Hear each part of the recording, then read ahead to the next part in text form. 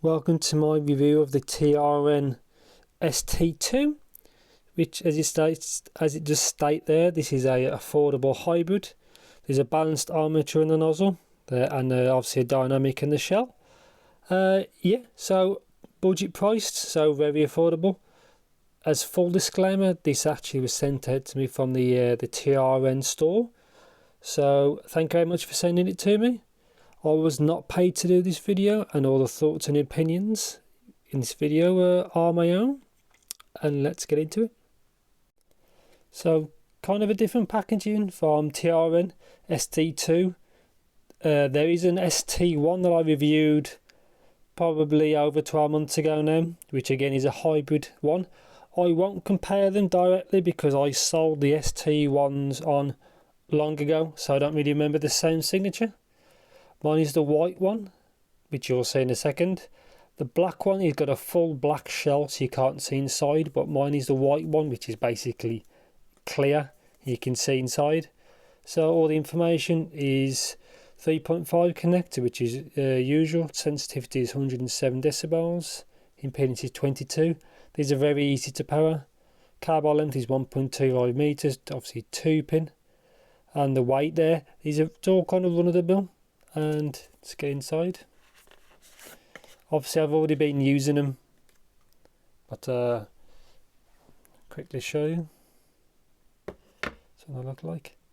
So yeah, before I even get to it, so it's obviously 2-pin connector, but obviously one that sticks out. I had no issues with comfort on these. That's what I look like. Obviously white tips.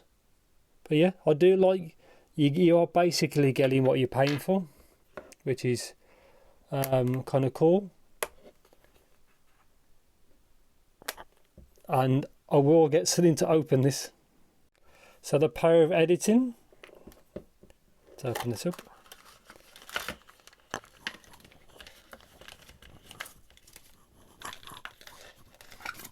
So you get the usual kind of documentation. Instruction manual is in there, which should be double-sided for English and Chinese. Just some inspection with the wrong spelling. There's some codes, warranty information there. In here is small and large tips, which are basically the same that's already on it. And cable.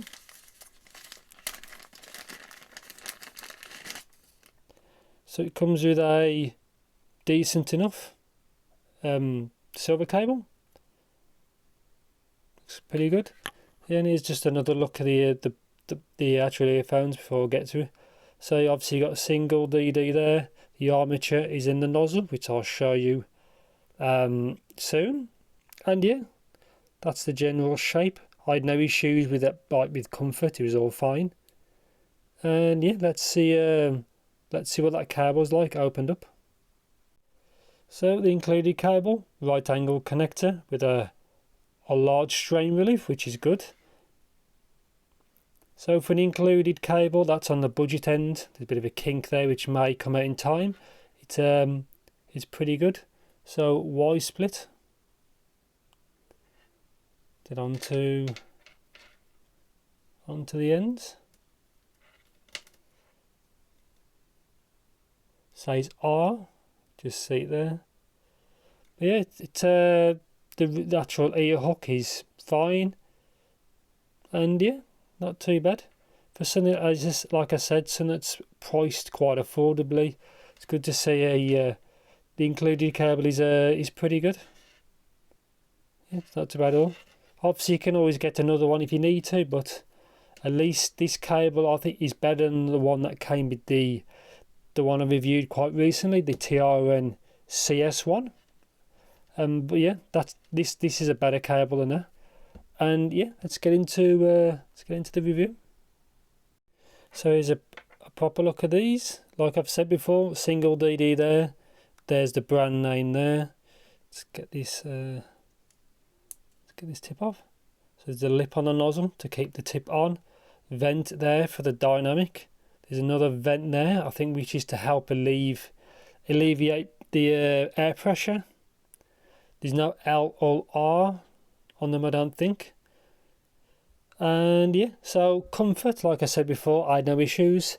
That's what you can see is the general shape.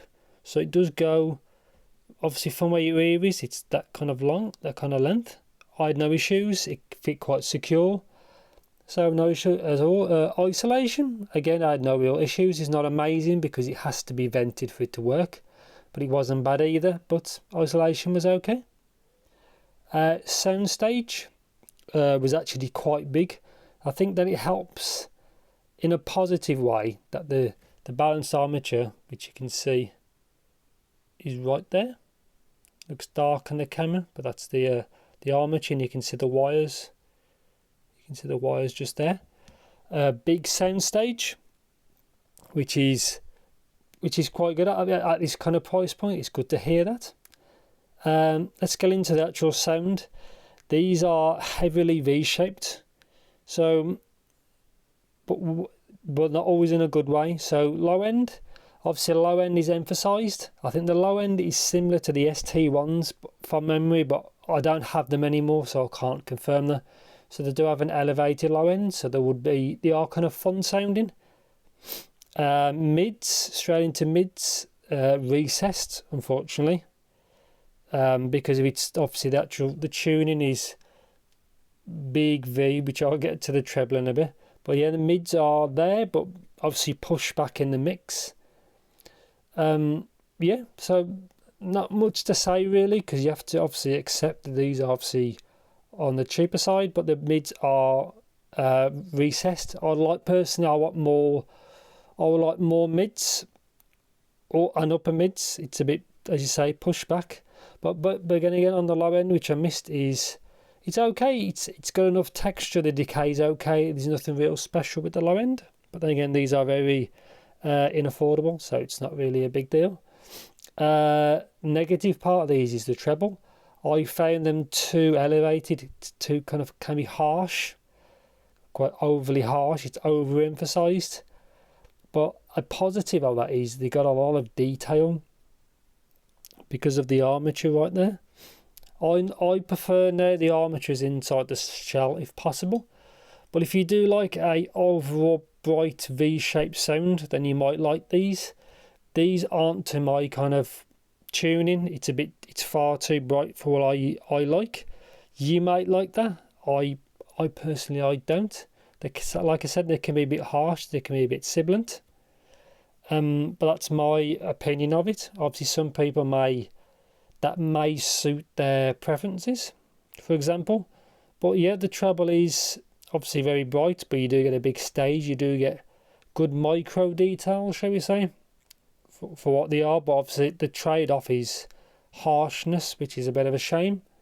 I like to have seen them move the actual armature into the shell, like I said before. That seems to be the better way of doing it instead of pulling it straight into the nozzle. But the actual, like I say, the overall build and like the cable you get is pretty good. You don't have to invest any more money to get a better experience, because you can just use what comes in the box, which is fine. Like I said before, sensitivity and the power requirements of these are very easy. I had no issues at all powering these. It was all good, which is good to see.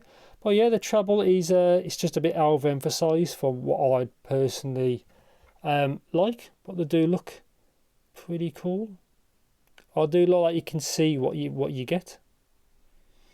And yeah, but the overall kind of quality is fine. It just obviously you can always EQ if you want to, but I'd obviously EQ the treble, a lot of the treble regions down a bit, because it's, as you say, it's a bit too elevated, to be honest. But that's it. And yeah, let's go straight on to the conclusion.